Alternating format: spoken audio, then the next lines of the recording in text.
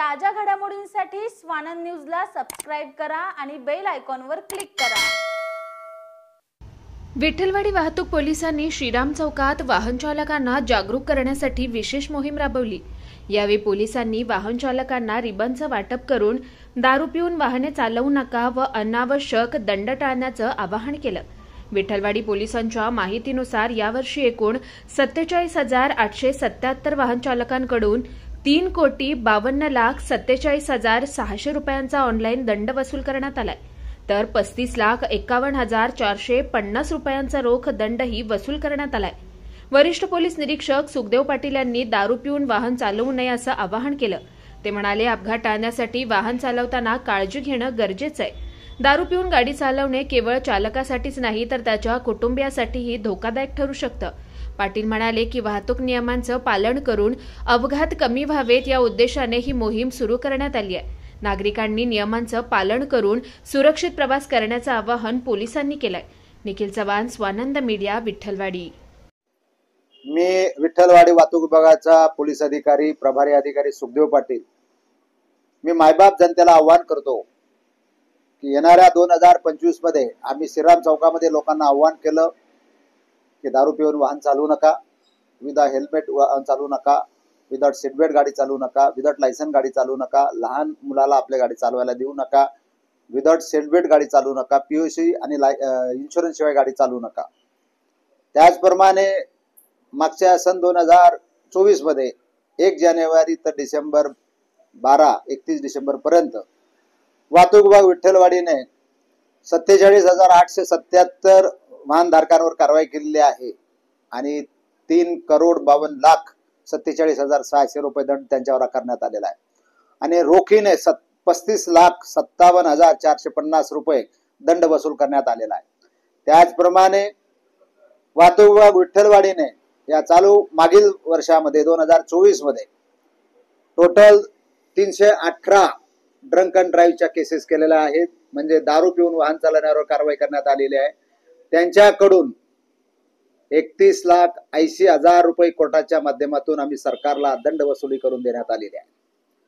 लोकांना अपील करतो की दारू पिऊन वाहन चालवत असताना अपघात होतात, रश ड्रायव्हिंग करतात, आपलं संतुलन बिघडलेलं असतं, त्याच्यातनं आपला अपघात होतो। घरचा करता तुम्ही असता आणि ज्यावेळेस तो करता माणूस अपघातामध्ये मृत्यू पावतो, जखमी होतो, अपंग होतो, त्यावेळेस घरचा करता माणूस जगावल्यानंतर किंवा जखमी झाल्यानंतर त्या परिवारावर खूप मोठं संकट येतं।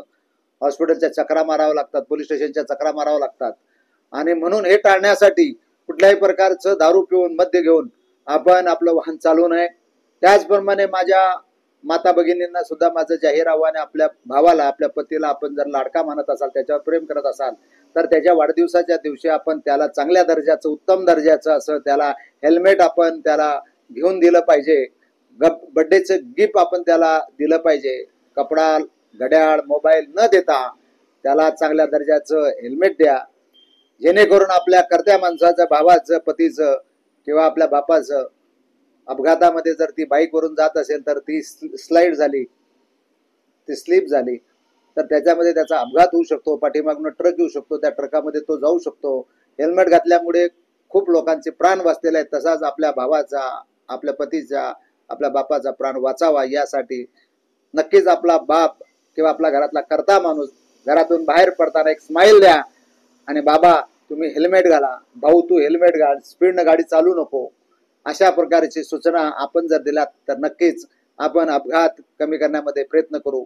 रश ड्रायव्हिंग का होते आणि अपघात असे काही ब्लॅक स्पॉट्स आहेत, अशा ठिकाणी अपघात का होतात? कारण चौबाजूने ज्या ठिकाणी वाहनं येतात अशा ठिकाणी आपण कुठल्या लेपला जायचंय किंवा सरळ जायचंय तर येणाऱ्या वाहनाच्या बाबतीत लेन कटिंग सुद्धा आपण करू नये, ओव्हरटेकिंग करू नये, रश ड्रायव्हिंग करून आपण पुढे जाण्याचा प्रयत्न करू नये आणि त्याच्यामुळे मोठ्या प्रमाणामध्ये अपघात होतात। संपूर्ण राज्यामध्ये, देशामध्ये, हिंदुस्थानामध्ये जेवढे अपघातामध्ये लोक मयत होतात तेवढे बॉर्डरला सुद्धा आपले सैनिक मयत होत नाहीत आणि म्हणून एवढे चांगले रोड होऊन सुद्धा माननीय पंतप्रधान, माननीय नितीन गडकरी साहेबांच्या माध्यमातून देशामध्ये संपूर्णपणे एवढे मोठे रोड आणि महाराष्ट्र शासनाच्या MSRDCच्या माध्यमातून एवढे चांगल्या प्रकारचे रोड होत असताना सुद्धा अपघाताची संख्या कमी होताना दिसत नाही। याचं कारण काय आहे तर ते आहे रश ड्रायव्हिंग किंवा दारू पिऊन वाहन चालवणे आणि म्हणून नागरिकांना अपील करतो की कुठल्याही प्रकारचे घाई गर्दीमध्ये कुठल्याही प्रकारचे जाण्याचा प्रयत्न करू नका. अपघाताला आपण आपल्या दारापर्यंत आणू नका. आपल्या कुटुंबावर आपलं प्रेम असेल तर वाहन आपण आयसीच्या पुढे चालवणार नाहीत याची काळजी घ्याल. एवढेच मी 9 वर्षामध्ये वाहतूक पोलिसांच्या वतीने ठाणे पोलीस आयुक्ताचे आमचे पोलीस आयुक्त माननीय असुद्दीन डोंबरे साहेब, जॉईंट सीपी चव्हाण साहेब आणि आमचे डीसीपी पंकज सिरसाट साहेब यांच्या वतीने व मी वाहतूक विभागाच्या माझ्या कर्मचाऱ्यांच्या वतीने सगळ्याच नागरिकांना आवाहन करतो आणि नूतन वर्षाच्या खूप खूप शुभेच्छा देतो. जय हिंद, जय महाराष्ट्र. ताज्या घडामोडींसाठी स्वानंद न्यूजला सबस्क्राईब करा आणि बेल आयकॉनवर क्लिक करा.